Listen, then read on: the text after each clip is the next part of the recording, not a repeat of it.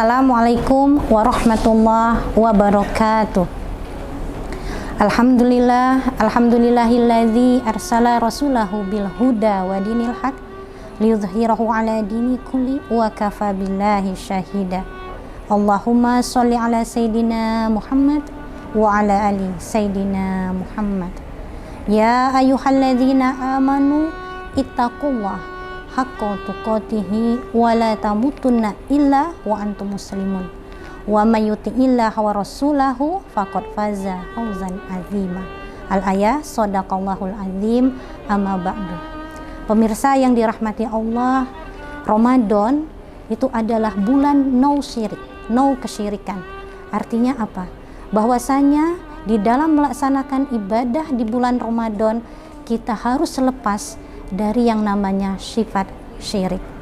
Mungkin pemirsa yang dirahmati Allah, akhir-akhir ini kita dengar adanya pawang hujan yang dihebohkan di media-media, di mana dia punya remote ya, langit gitu ya, yang bisa membuat dan mengatur hujan sampai semua orang banyak yang percaya.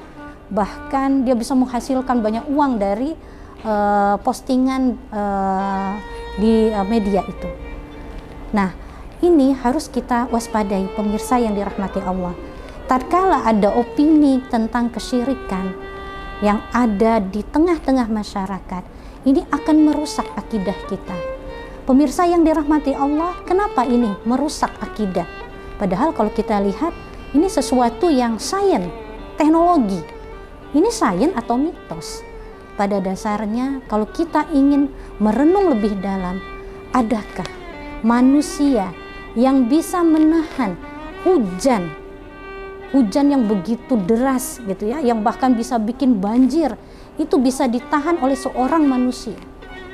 Padahal kalau kita lihat, yang mengatur hujan ini adalah Allah. Yang mengatur hujan ini adalah pemilik alam ini, yaitu penciptanya.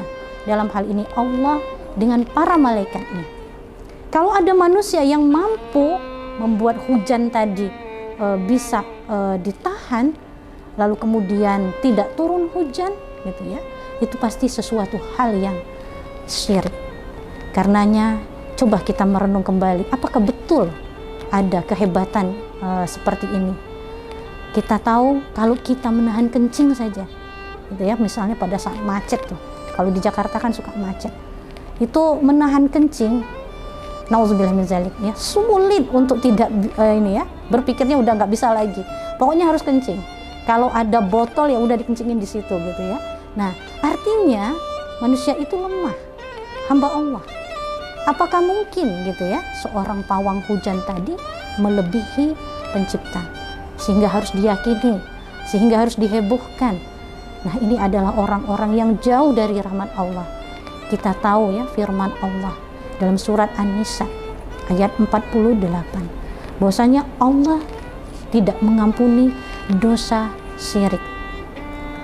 Innallaha la yaghfiru. Jadi sesungguhnya Allah tidaklah mengampuni dosa syirik. Jadi tidaklah Allah itu mengampuni dosa syirik. Artinya apa? Bahwasanya dosa syirik ini adalah dosa yang besar. Dan pada saat kita melaksanakan bulan Ramadan masih ada kesyirikan pada diri kita, maka tidak ada pahala.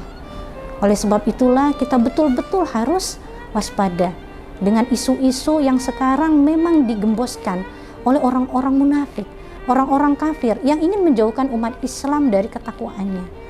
Di dekat bulan Ramadan ada isu pawang yang membuat orang kagum sehingga merasa tidak perlu aturan Allah, tidak butuh Allah. Buktinya hujan aja bisa dikendalikan oleh seorang manusia. Nah, ini adalah fitnah yang besar. Sebelum betul-betul datang fitnah yang dahsyat, yaitu datangnya Dajjal.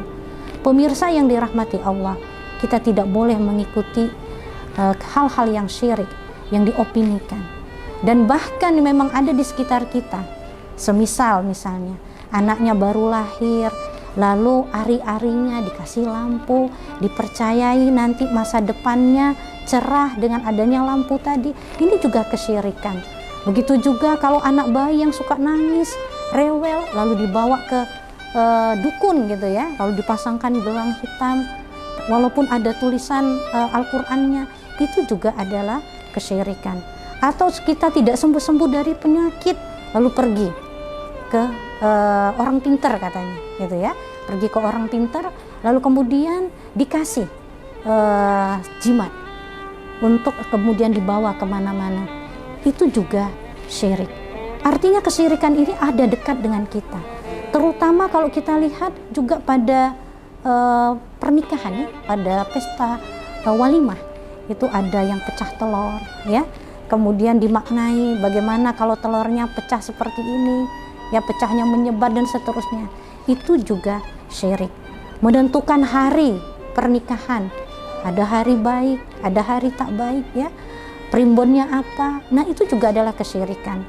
Kalaulah kita belum bertobat sebelum masuk bulan Ramadan terhadap kesyirikan tadi, maka tidak dapat apa-apa pahala di bulan Ramadan ini, karena Allah sudah menegaskan tadi, tidak ya, dosa syirik itu adalah Allah tidak mengampuni.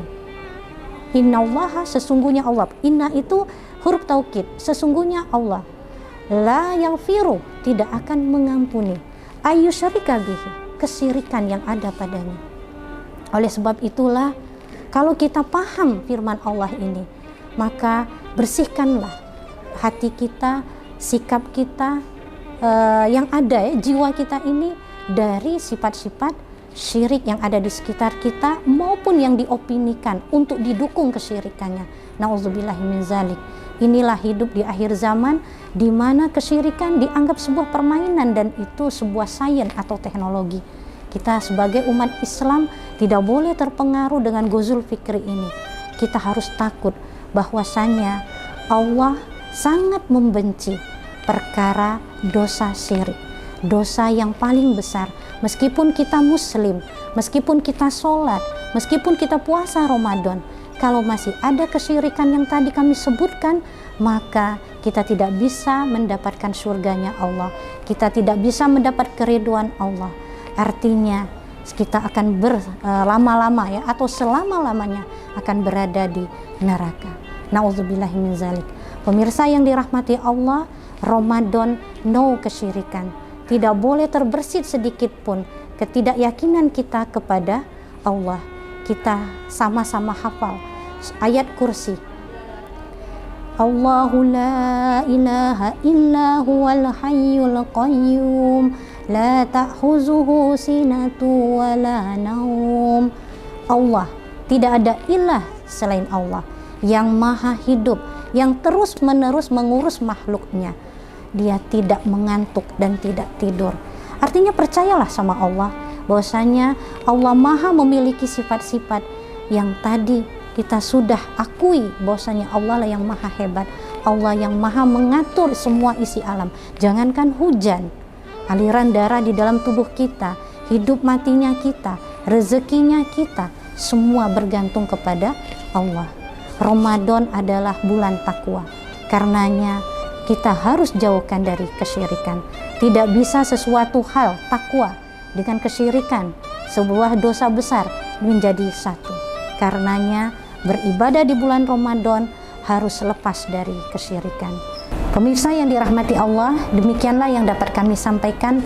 Lebih dan kurang kami mohon maaf dan kepada Allah mohon ampun. Kami akhiri. Assalamualaikum warahmatullahi wabarakatuh.